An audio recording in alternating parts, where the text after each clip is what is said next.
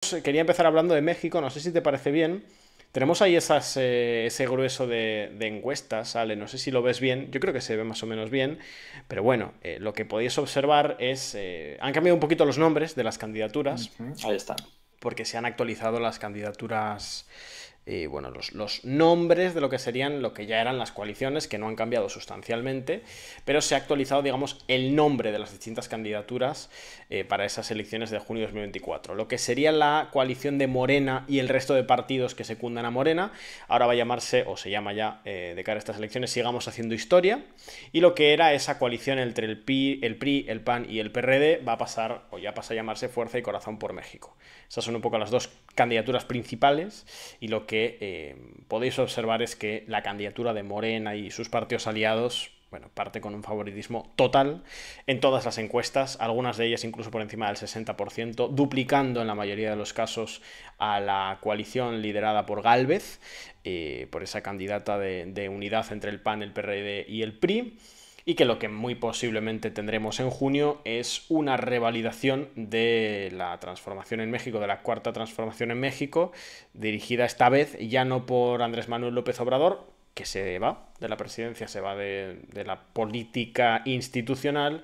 y deja paso muy probablemente a Claudia Sheinbaum, que es la candidata continuista, claro, la candidata oficialista. No sé, Ale, qué valoración haces al respecto. Yo creo que las encuestas son, vamos, más que claras. Son interesantes. Quizá el punto más clave que habíamos estado trayendo estas semanas era qué pasaría con Marcelo Ebrard, que es algo que ya se acabó,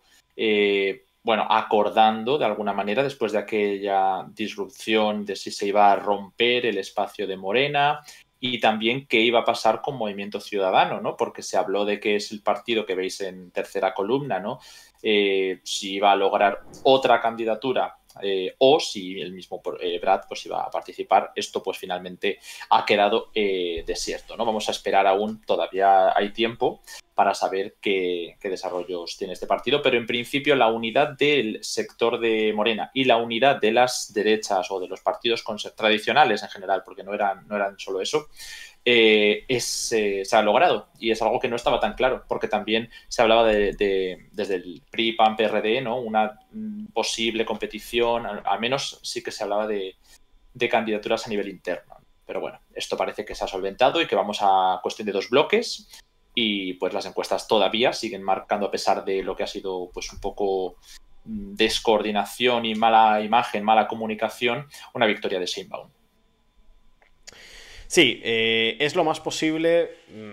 Primero porque Claudia Sheinbaum evidentemente arrastra en primer lugar la popularidad de Andrés Manuel López Obrador, que sabéis que es una de las figuras políticas de mayor peso y sobre todo de mayor capacidad de representatividad política en toda América Latina. López Obrador ha cosechado unos niveles de popularidad muy altos durante su presidencia y Claudia Sheinbaum como candidata, además decididamente continuista y retóricamente también continuista de Andrés Manuel López Obrador, pues arrastra también ese caudal de voto que se suma al que ella también tenía, porque bueno, Sheinbaum no es una figura nueva de la política, viene de ser bueno, de ser gobernadora de la Ciudad de México y bueno, como digo, es una figura ya de calibre, de cierto peso institucional y político en el país, al que se le suma pues ser la candidata de la continuidad de un proceso político que en México por ahora goza de bastante buena salud en lo que tiene que ver con las expectativas electorales.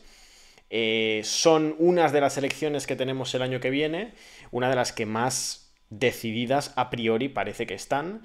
Había otras candidaturas, Ale, como la de Eduardo Verástegui, ese representante mexicano de la ola de derecha radical, que estuvo, por ejemplo, invitado a la asunción de Milei,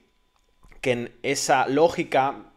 regional de nuevos liderazgos de derecha radical, cada uno con sus particularidades, además bastante marcadas. Bueno, pues Eduardo Verástegui viene de un perfil muy vinculado al fundamentalismo católico, a las discusiones vinculadas al aborto, a los derechos LGTBI, bueno, todas estas cuestiones, él evidentemente opuesto a todas esas leyes y a todas esas posiciones políticas, ideológicas, y bueno, pues básicamente por ahora todavía está en ese proceso de recogida de firmas que, aunque los datos no sean públicos o sean difíciles de acceder, por ahora los números no le están saliendo bien e incluso es posible que Verástegui, que tuvo un primer empujón, ¿no?, mediático cuando su candidatura se confirmó, su precandidatura, pues a lo mejor no puede ni competir. Lo cual no quiere decir que él, como figura de la nueva derecha radical latinoamericana, la versión mexicana, bueno, se va a conseguir instalar parcialmente, va a ser un jugador político. Hay que recordar que las legislaturas, las presidencias en México son de 6 años, que en ningún caso iba a ganarle las elecciones a Morena en esta elección, pero bueno, que ya se instala como el legítimo representante de la derecha radical mexicana, que aspiraría no tanto a ganar estas elecciones, en las que, como digo, quizás no pueden ni competir, sino quizá de aquí a los siguientes años del ciclo político, las distintas elecciones locales y las elecciones del año 2030, pues poder competir a la derecha mexicana en la representatividad del antimorenismo. Esa va a ser un poco la pelea de Verástegui. Esas son algunas de las claves de México, no sé, Ale, que si quieres...